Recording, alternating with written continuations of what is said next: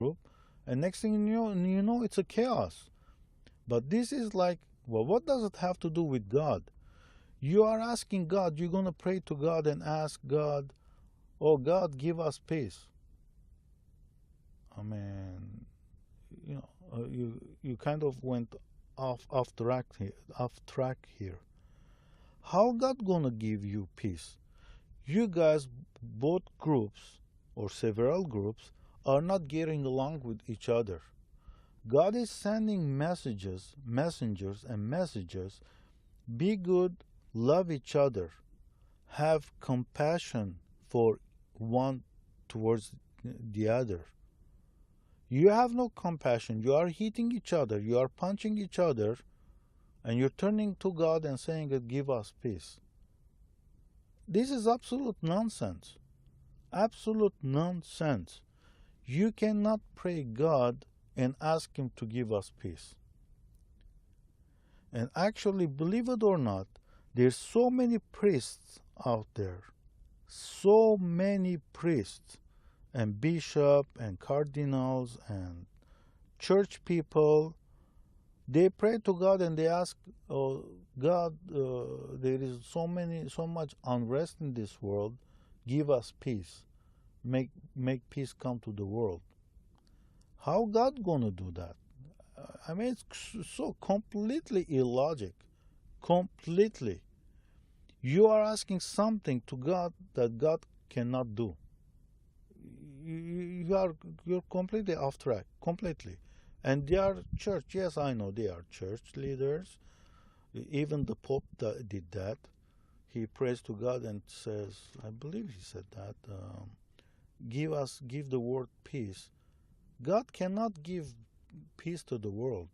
God is sending messages and messengers telling to people, hey, behave, be good, have love to another human being, have some decency. They don't want to listen. I mean, I know the way I'm talking is like it's kind of general. It's like if the whole people were all together. They're not. I mean, it's like you enter in the class and you tell them, the teacher says behave. He leaves, and after 1 hour comes, and the kids are fighting with each other and punching each other. He started first. No, the other guy says, no, he started first. He stole my thing. He broke something, and next thing you know, it's a chaos. So, God cannot give peace. God is sending messages. Even Jesus this week, let me just go into this because he did this week or last week. Let me go exactly to the place. It's this Divina Madre group who are from Brazil, and Virgin Mary is appearing to them, and it's genuine. The apparitions are genuine. Virgin Mary is appearing to them, Jesus is appearing to them, and Saint Joseph is appearing to them, and they are giving a lot of instructions. And just this week, if I can find the place.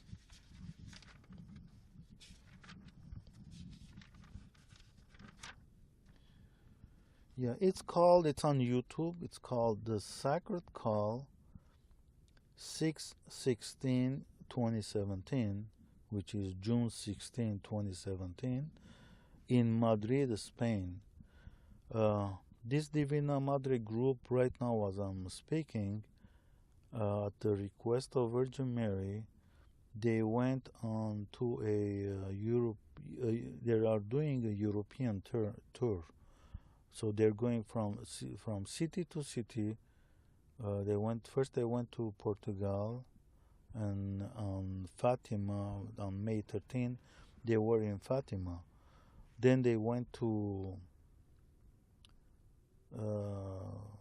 Rome, in Italy, and now the last place is in Spain.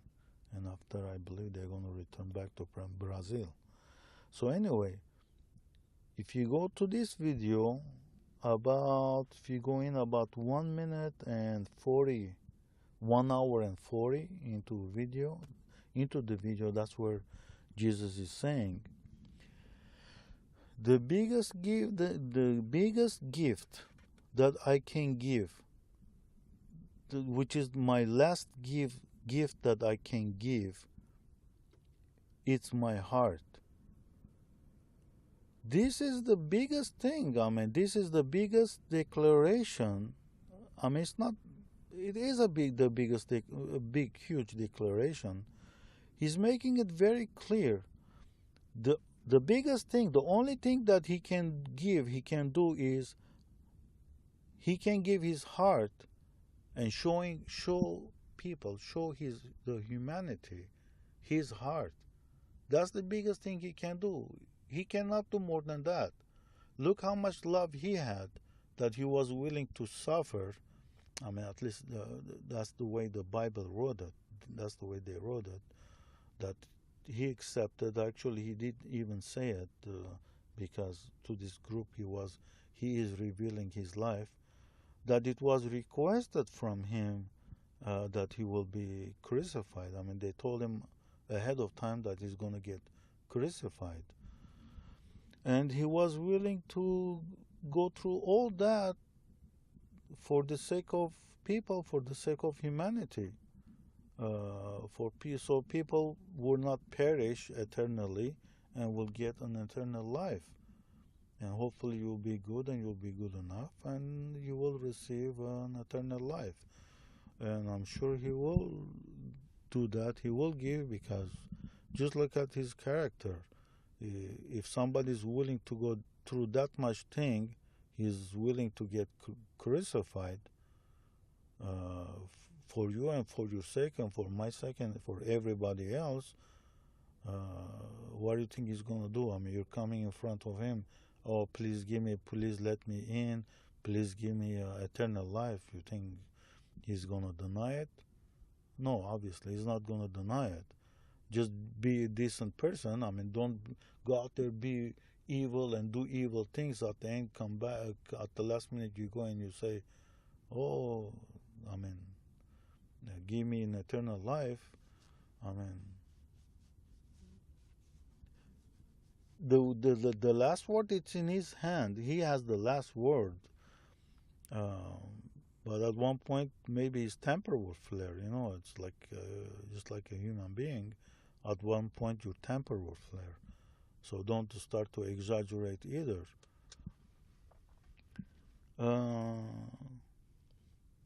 But he has the last word about this Alpha and Omega stuff. Actually, Jesus himself told me this.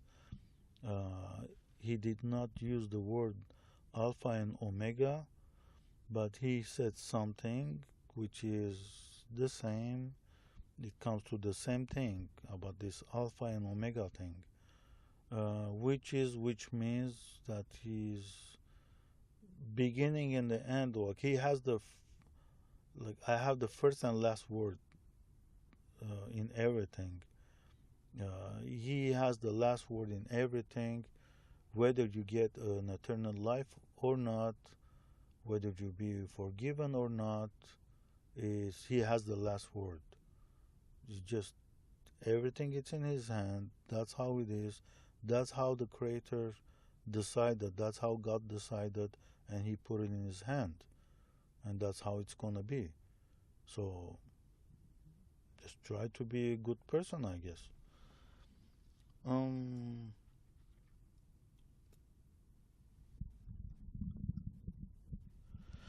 So praying for Syria, it doesn't make sense, because they are sending message, God is sending message to people to be good. Try to be good. You're gonna pray to God and say what? God sent message saying that be good, and you're gonna pray to him, turn them good? You cannot turn them good. It's like your mother. If you are a mother, I mean, you can say, I mean, you can tell them be good, don't hit your sister, don't hit your brother. You can say and you can repeat that. You leave them in the room and they're hitting and punching each other. Or you have two boys, they're hitting each other. I mean, I know that's kids and it's normal, it's kids stuff, but that's not what I'm trying to say. Because as they get adults, because they are talking about evil, and they are saying, don't be evil and don't do evil things. You don't want, this is the golden rule of Jesus Christ. You, whatever you don't want somebody else to do to you, don't do it to other people. You don't want somebody to call you four-eye, so don't call somebody else a four-eye. You don't want somebody to talk behind you, so don't talk behind somebody else.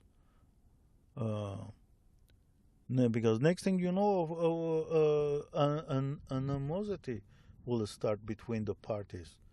You know, you did this, I did this, and next thing you know, people they start to some sort of a separation will start building between the parties. Or stealing. You know, you don't want somebody to come in and steal your laptop, so don't steal somebody else's laptop. Don't steal his belongings. Or you don't want somebody to take advantage of you. I mean, obviously, that's now I'm entering into a more complicated area. So don't, if you own a business, don't try to, as much as you can, don't try to rip people off. Try to be honest and walk. It's not easy to do, but walk as much as straight you can.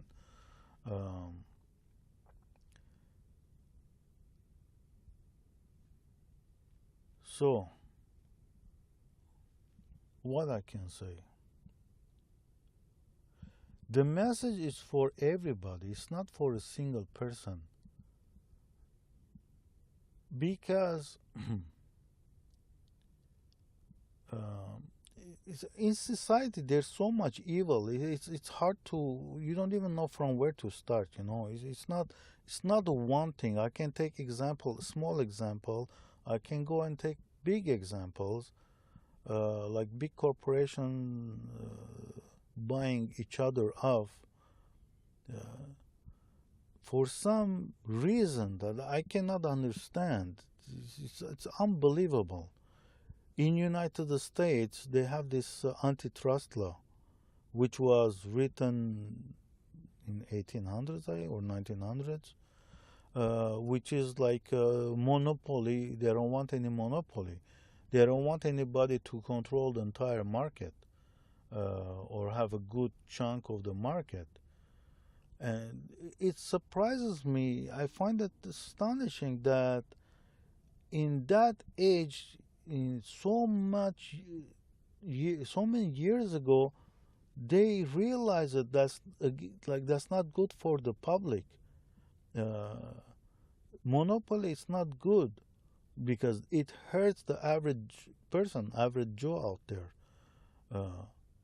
And yet, if you come now in our time in United States, I don't know about the other countries. I know more about United States. You have mergers after mergers after mergers and after mergers, and the intention. I mean, the government, they know those kind of things. The real intention behind it, well, they give you all these beautiful speeches, all these beautiful things that they're doing it. It's gonna cut the cost down and this and that. But in reality, at the end, what it's doing is removing competition. And it's when you have only couple of companies controlling a market, like petrol or cell phone,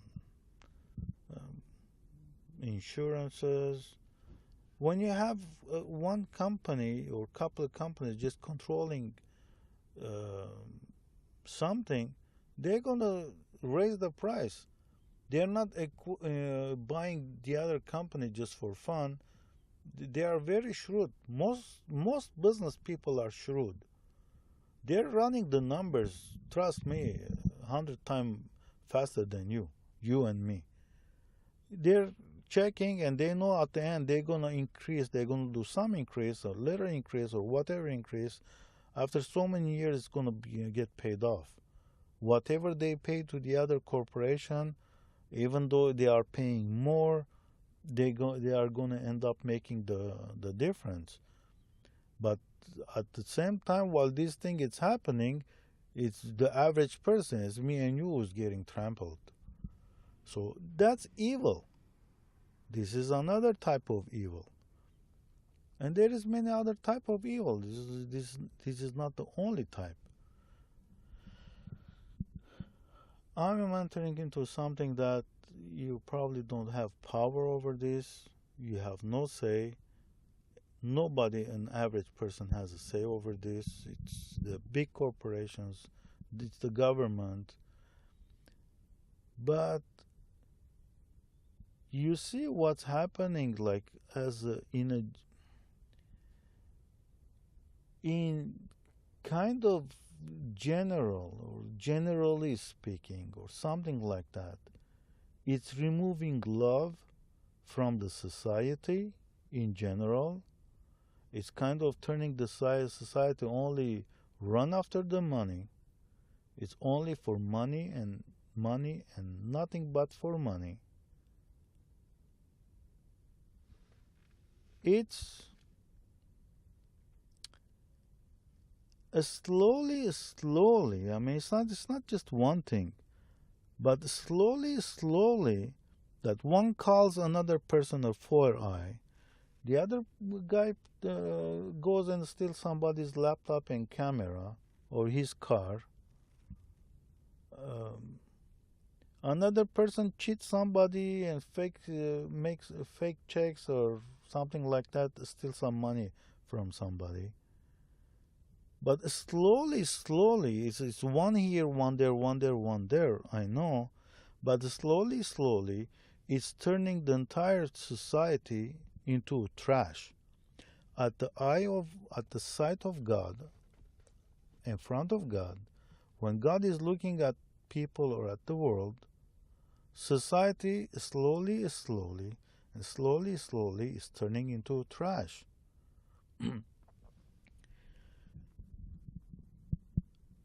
God is sending just messengers. Yes, Virgin Mary is very clear on this. She's asking people to pray, and she is very clear on it. You have to pray, you have to come to God, pray. And she's saying it, without prayer there's no conversion. There is no conversion without prayer. Just slowly you have to pray, you have to go to God and say whatever you have in mind, and you're going to have a private conversation. Tell him whatever you think and whatever you want to ask. Yes. So I'm going to close it because it's been a while that I'm doing this video. I'm going to close it here. I thank God, the Creator. I thank Jesus enormously. I thank Jesus. I thank Virgin Mary. Me personally, I thank Saint Joseph because I find his messages incredible, at least for me. I thank them huge, big time, and all the angels for all the effort that they are putting, coming to this world, putting this much effort to try to save the world. Is kind of maybe, I guess you can put it like that or not, but to try to take the world, like to try to wake up the world, like you're in the wrong path, come back to the correct path. You're going in the wrong path. Just turn the path to the other way. And they are saying to They are saying it clearly, openly, that humanity slowly is drifting away from God, and they need to come back, reapproach, turn back, come to God. So I personally thank God enormously from the bottom of my heart, and Jesus too, for for not abandoning humanity and coming back and not giving up hope, putting all this effort. I know there's what they call is like they need or there is they need some soldiers on the ground, which means people who are gonna go out there and represent them. But I enormously thank God for not abandoning His children. That's honestly, from the bottom of my heart, I thank God. Thank you and good night.